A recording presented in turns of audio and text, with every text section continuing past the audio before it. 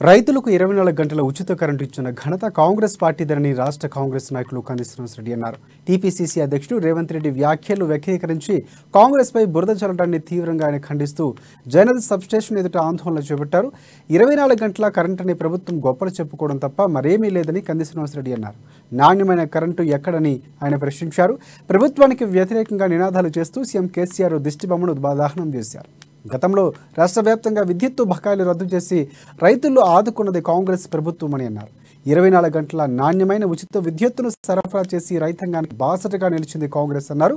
మళ్లీ వచ్చేది తమ ప్రభుత్వమేనని రైతులందరికీ నాణ్యమైన విద్యుత్తును సరఫరా చేస్తామని చెప్పారు.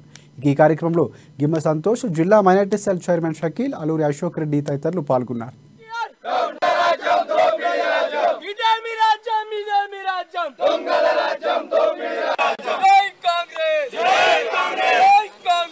రైతులకు 24 గంటలు నాణ్యమైన విద్యుత్ అందజేస్తున్నామని చెప్పి మోసం చేస్తున్న ఈ బీఆర్ఎస్ టీఆర్ఎస్ కేసీఆర్ ప్రభుత్వం, ఈ గజకర్ణ గోకర్ణ టక్కు టమారులు వాడే ఈ గజ దొంగ జోగు రామన్న ప్రభుత్వం ప్రజల్ని మోసం చేసి 8 గంటలు కూడా నాణ్యమైన విద్యుత్ ఇవ్వట్లేదు. కానీ చెప్పడం మేము 24 గంటలు నాణ్యమైన ఉచిత విద్యుత్ ఇస్తున్నామని చెప్పుకుంటారు. పిట్టల దొర మాటలు మాని రైతులకు నాణ్యమైన విద్యుత్తు 24 గంటలు ఇవ్వాలని ఈ ఎమ్మెల్యే జోగు రామన్న కేసీఆర్ ప్రభుత్వాన్ని నేను డిమాండ్ చేస్తున్నా.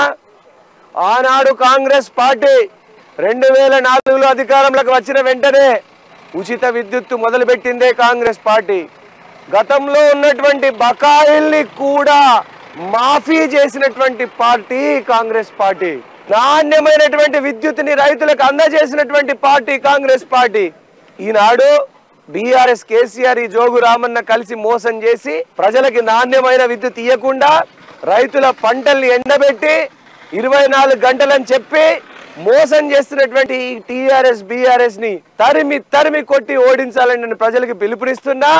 అట్టనే కాంగ్రెస్ పార్టీ వచ్చినాక 24 గంటలంటే 24 గంటలు నాణ్యమైనటువంటి ఉచిత విద్యుత్ని రైతులకు అందజేస్తాం.